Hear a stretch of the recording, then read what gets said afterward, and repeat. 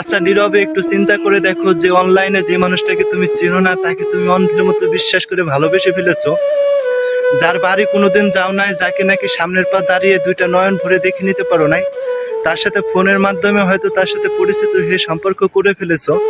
তবে একটা জিনিস নিজে নিজে চিন্তা করে দেখো তো, ওই প্রিয় মানুষটা হঠাৎ করে যদি হারিয়ে যায় কিভাবে তাকে খুঁজে পাবা?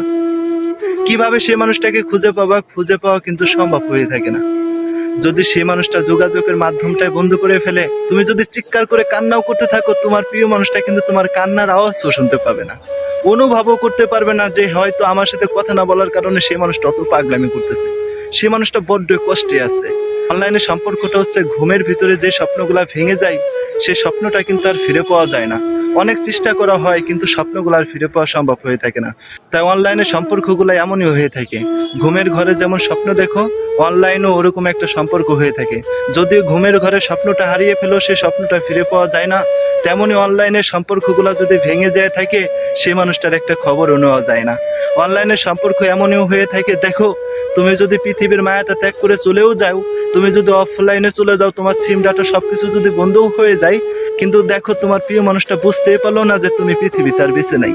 আবার দেখো তোমার প্রিয় মানুষটা যদি এরকম পৃথিবীর মায়াটা ত্যাগ করে চলে যায়, সেই মানুষটা অফলাইন অথবা সিম ডাটা সবকিছু বন্ধ করে ফেলে, হয়তো সেই মানুষটাও পৃথিবীতে নাই, কিন্তু তুমিও সেই মানুষটার বা সেই মানুষটা পৃথিবীতে আর বেঁচে নাই।